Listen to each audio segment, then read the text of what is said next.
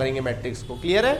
तो मैट्रिक्स हम लोग स्टार्ट करते बनाना। देखिए मैट्रिक्स जो होता है उसको हम लोग इस तरह से एक लार्ज ब्रैकेट के साइन से भी डिनोट कर सकते हैं, या फिर इसको आप दो खड़ी लकीर के साथ भी क्या कर सकते हैं, डिनोट कर सकते हैं। ठीक है, तो मैं हम लोग इसी मेथड को फॉलो करेंगे। ये वाला साइन को हम लोग हमेशा लेंगे मैट्रिक्स के लिए। तो देखो मैट्रिक्स होता कैसे है। मैट्रिक्स के अंदर ना बहुत सारे कंटेंट दिए होते हैं, चाहे वो नंबर्स के फॉर्म में हो या कुछ कंटेंट के फॉर्म में हो। For example A B C D E F G H I। इसका मतलब ये हुआ कि जो अंदर में जो कंटेंट्स है इनको हम लोग बोलते हैं एलिमेंट्स। क्या कहते हैं? अंदर के कंटेंट्स को एलिमेंट्स कहते हैं। क्या कहते हैं? एलिमेंट्स कहते हैं अंदर के कंटेंट्स को। हम लोग जो कंटेंट्स दिख रहे हैं उसको अपन लोग कहते हैं एलिमेंट्स। एलिमेंट्स कहते हैं। उसी प्रकार आप लोग को थोड़ा गौर से देखोगे, देखो ये रो दिख रहा है, रो, ये रो है। देखो ये A B C ये रो है, ये रो, इसको अपन बोलते हैं रो। जो इस तरह से होता है उसको अपन क्या बोलते हैं? रो।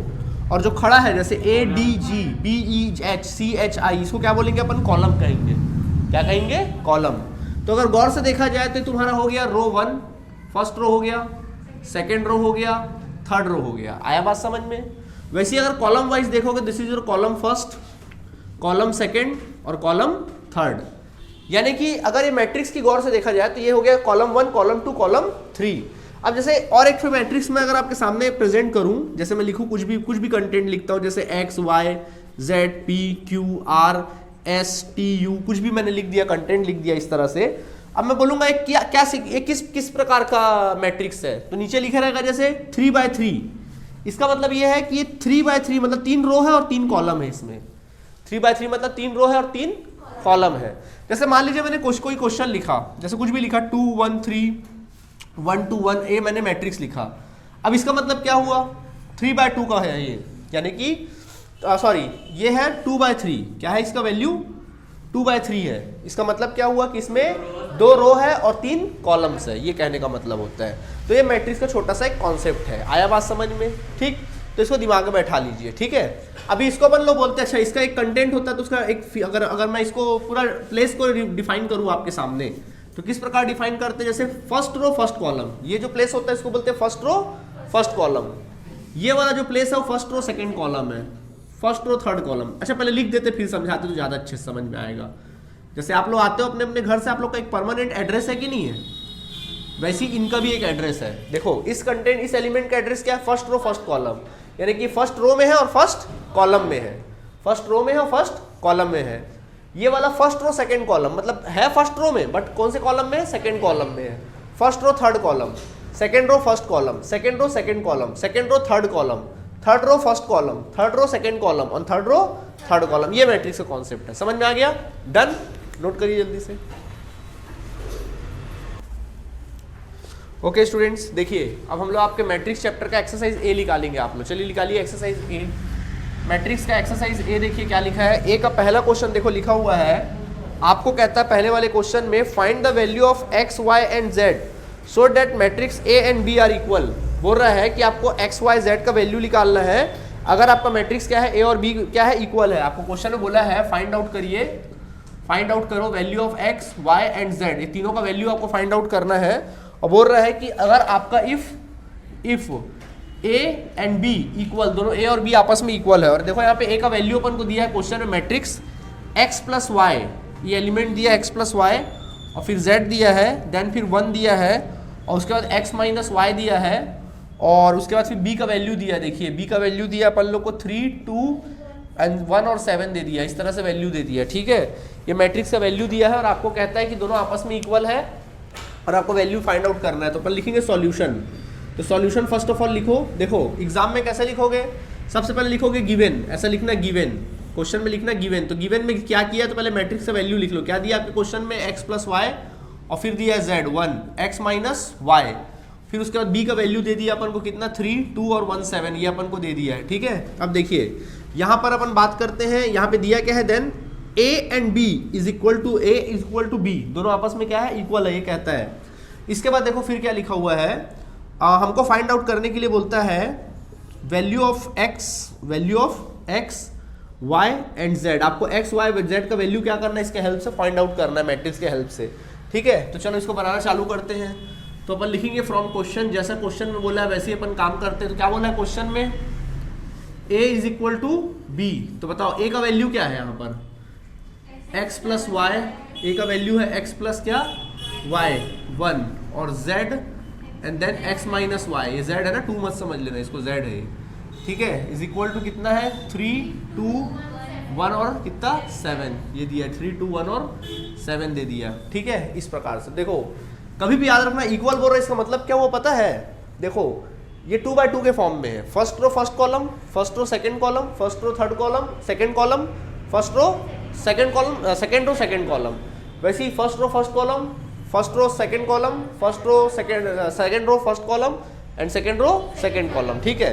मतलब इसका ये हुआ कि x y z is equal to 3, ये प्लेस एक्स प्लेस के इक्वल है, प्लेस टू प्लेस, जेड के इक्वल किसके बताओ 2, इसका प्लेस क्या है सिमिलर 1 और इसका प्लेस सिमिलर क्या है 7 है, ये कहने का मतलब है। समझ में आ गया कि नहीं आ गया? तो यहाँ पर लिख सकते हैं then x plus y is equal to 3, ये बोल रहा है, उसके बाद फिर z इज इक्वल टू बोल रहा है 2, ठीक है, 1 तो 1 इज इक्वल टू 1 उसको मत लिखो, x minus y is equal to क्या है 7, ये है इक्वेशन नंबर 1 2 एंड 3।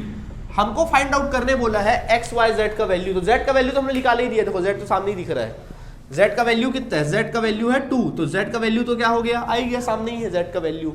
हमको x और y का वैल्यू चाहिए, तो अपन लिखेंगे फ्रॉम इक्वेशन नंबर 1 एंड 3, तो दो equation x plus y is equal to 3, और फिर उसके बाद क्या लिखेंगे x minus y is equal to 7, ठीक है। तो इस प्रकार से तो हमको x और y का वैल्यू निकालना है, तो x y का वैल्यू हमने साइमल्टेनियस में सीखा था, वैसे ही अपन निकाल सकते हैं, तो एलिमिनेशन मेथड से निकाल ले, तो बड़ा सिंपल है, एलिमिनेशन से निकालते हैं। तो बोलो किसको एलिमिनेट करना पसंद करोगे, y को, तो चलो यहाँ क्या करना पड़ेगा, आता ना निकालने, प्लस माइनस माइनस, तो माइनस का अपोजिट करो प्लस, तो यहाँ फिर प्लस, तो जब यहाँ प्लस तो फिर हर जगह प्लस, समझ गए।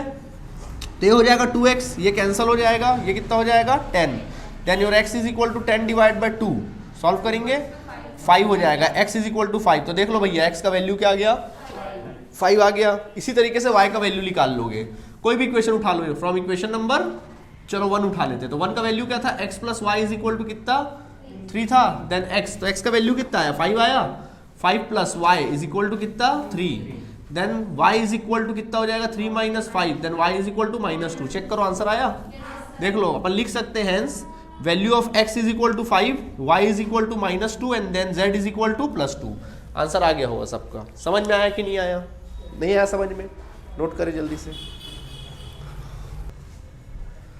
चलिए सेकंड नंबर क्वेश्चन देखेंगे, एक्सरसाइज ए का ही, देखो क्या लिखा है, इसमें लिखा है इफ, देखिए लिखा है इफ x, मैट्रिक्स के अंदर में दिया है x 2x plus z, 2x plus z दिया है, देन फिर 3x minus Y and 3y minus क्या दिया है x w दिया है, सॉरी क्या दिया है w, देख लो x and 3x minus y, 2x plus z and 3y minus w, ठीक है, इज इक्वल टू क्या दिया है मैट्रिक्स में, इसके आपस में इक्वल है क्या 3 2 4 7 ये दिया हुआ है। आपको फाइंड आउट करने के लिए कहता है, हम लोगों को फाइंड आउट करने के लिए बोला है value of x y z and w, ठीक है। अब ये मत पूछना w कौन है, ठीक, ओके। तो चलो देखो सॉल्व करेंगे, सॉल्यूशन लिखेंगे, क्वेश्चन को फिर जब भी सॉल्यूशन लिखते हो क्वेश्चन को पहले फिर से उतार दिया करो, 2x प्लस z और 3x minus y 3y minus w is equal to 3 2 4 7, इस तरह से लिख दे करो, ठीक है, समझ गए। चलो अब इसको डिकोड करो, x इज इक्वल टू बोलो कितना 3, x इज इक्वल टू कितना हो गया 3, समझ गए, इक्वेशन नंबर 1 मान लो। उसके बाद फिर दूसरा है 3x minus y is equal to कितना बोल रहा है 2, इक्वेशन नंबर 2 मान लो। फिर उसके बाद 2x, हाँ बोलो 2x plus z is equal to 4, very good, ठीक है, नंबर 3 मान लो, ठीक है, and 3y minus w is equal to 7, क्या मान लीजिए इक्वेशन 4। हमको x y z का वैल्यू निकालना है, देखो x का वैल्यू तो दिया ही हुआ है, अपन लिख सकते हैं x इज इक्वल टू 3, ठीक है। अब देखो इसमें अपन को एलिमिनेशन लगाने की जरूरत नहीं है क्योंकि x का वैल्यू है, अगर यहाँ पे x का वैल्यू पुट कर दे इक्वेशन नंबर 2 में अपन, तो y का वैल्यू निकल आएगा, क्या बोलते हो, निकल सकता है। तो अपन लिख सकते हैं फ्रॉम इक्वेशन नंबर 2, क्या लिखेंगे फ्रॉम इक्वेशन नंबर 2, तो इक्वेशन नंबर 2 में क्या लिखा है देखें, 2x plus sorry 3x 3x plus y is equal to कितना 2 माइनस वाई है, चलिए minus y 3x minus y is equal to कितना 2। तो देखो x का वैल्यू पता है ना आप लोग को कितना है 3 है, पुट कर दो 3 bracket close minus y is equal to 2 then 9 minus y is equal to 2 then your minus y is equal to 2 minus 9 so minus y is equal to कितना हो जाएगा -7 minus minus cancel then your y is equal to 7। समझ में आ गया कि नहीं आ गया? ठीक, उसी प्रकार हम लोग आगे बढ़ते हैं। अब देखो y का वैल्यू आ गया, अब दिमाग लगाओ ये हाँ इक्वेशन देखो इसमें भी देखो 2x plus z is equal to 4 है। x का वैल्यू पता है ना, x का वैल्यू पुट करोगे z का वैल्यू निकल आएगा। ठीक है, तो फिर लिखते हैं नाउ फ्रॉम इक्वेशन नंबर क्या 3। तो 3 क्या इक्वेशन कहता है देखो 2x plus z is equal to कितना 4, यही कहता है।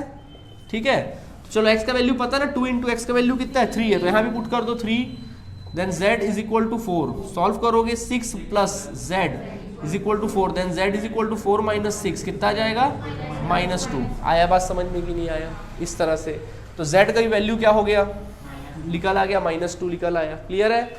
इसके बाद आगे बढ़ते हैं पल्लो नेक्स्ट। अब देखो इसमें क्या कहानी है, w का वैल्यू चाहिए, अगर y का वैल्यू तो पता है अपने पास है, पुट कर दो आ जाएगा आंसर। तो फिर लिखेंगे फ्रॉम इक्वेशन नंबर 4, इक्वेशन 4 की बात करते क्या था value 3y minus w is equal to 7।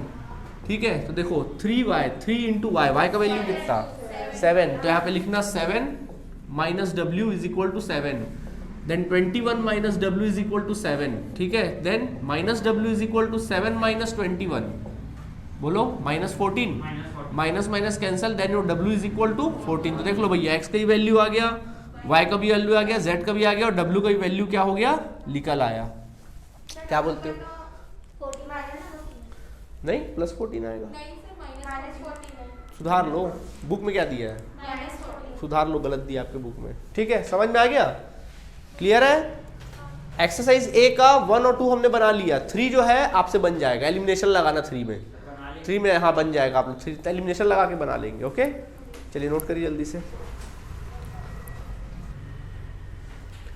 चलिए देखिए स्टूडेंट्स, अब जैसे एक्सरसाइज बी है तो बी का मैं क्वेश्चन नहीं कराऊंगा, बी का कॉन्सेप्ट बताऊंगा तो क्वेश्चंस आप लोग से बन जाएंगे। ठीक है, देखिए हम लोग को इस बार फाइंड आउट करना है, मान लीजिए अपने को क्वेश्चन में कुछ भी दिया है a is equal to, suppose हमारे क्वेश्चन में क्या दिया है a इज इक्वल टू कुछ वैल्यूज दिया है 3 4 6 2 1 10 12 4 9 इस प्रकार से कुछ वैल्यू दे दिया है। ठीक है, और b इज इक्वल टू कुछ वैल्यूज दे दिया, मान लीजिए 4 6 2 1 0 0 2 5 1 ये अपने को वैल्यू दे दिया है। ठीक है, और इस क्वेश्चन में कहता है सो फाइंड आउट, आपको फाइंड आउट करने के लिए कहता है a प्लस बी, आपको क्या निकालने बोलता है a और b का प्लस का जोड़ो टोटल, तो अपन लिखेंगे सॉल्यूशन और क्या करोगे a प्लस बी निकालना है ना, तो a प्लस बी इस तरह से। चलो फॉर्मूले पुट करो, तो a का वैल्यू कितना बताओ यहाँ पे 3 4 6 2 1 10 12 4 9 ये है, और b का वैल्यू क्या है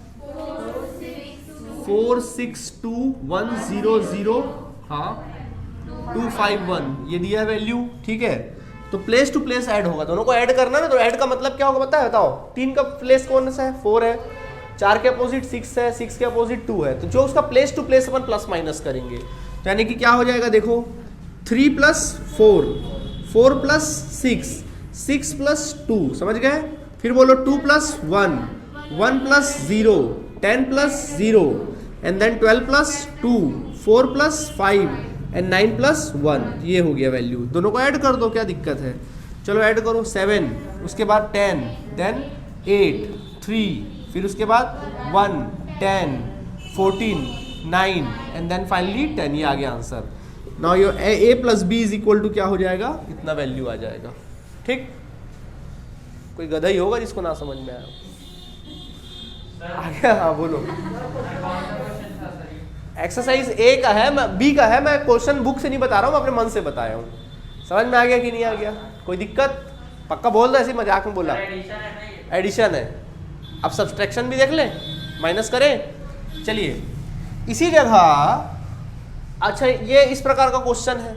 ठीक है, इसी जगह अगर मान लीजिए इसी क्वेश्चन को चलो अपन लिखते हैं a is equal to, question number 2 लिखते हैं a इज इक्वल टू 3 4 6 2 1 10 12 4 9, ठीक है। और b का वैल्यू दे दिया, चलो फर्ज करो b का वैल्यू दे दिया है 462100251, ये वैल्यू अपन को दे दिया है, ठीक है। चलो एक आठ तो बीच में अपन थोड़ा ये भी कर लेते हैं कि ये माइनस के फॉर्म में, ठीक है। इस प्रकार से एक दो तो माइनस मिल लेते हैं। चलो ये क्वेश्चन दिया है, ठीक है। अब इसमें अपन को फाइंड आउट करना है a माइनस बी। क्या फाइंड आउट करना है? a minus b. थोड़ा डिफिकल्ट बना दिया आपके क्वेश्चन को, तो अपन लिखेंगे सॉल्यूशन। तो a माइनस बी, तो माइनस भी वही होगा प्लेस टू प्लेस, ठीक है। चलो माइनस करते, उसका अपोजिट क्या है? 3 4 6, फिर क्या है? 2 है, 1 है, -10 है, 12 है, -4 है, देन 9 है, ठीक है। फिर बीच में माइनस डाल दो, फिर क्या है बोलो? 4 6 -2 1 0 0 2 5 1, इस प्रकार से, ठीक है। चलो सॉल्व करते हैं। तो देखो, चलो बताओ 3 - 4 क्या हो जाएगा? 3 - 4, समझ गए? 4 - 6 तो 4 - 6, 6 माइनस 6 माइनस माइनस माइनस क्या हो जाएगा? प्लस, तो +2। नहीं समझे? समझ में आ गया? एकदम इजी है, कोई दिक्कत? ओके, देखो ना, 6 माइनस माइनस माइनस +2 हो जाएगा, समझ गए? फिर 2 - 1 1 - 0 -10 -0, ठीक है। एंड देन फिर 12 - 2 -4 -5, समझ गए? एंड 9 - 1 सॉल्व करेंगे। चलो बोलो 3 - 4 -1 -2, फिर बोलो 8 1 आएगा, फिर 1 -10, फिर उसके बाद क्या हो जाएगा? +10 आ जाएगा, फिर -9 एंड देन फाइनली 8। ये आ गया answer. Then your a - b is equal to इतना आ जाएगा।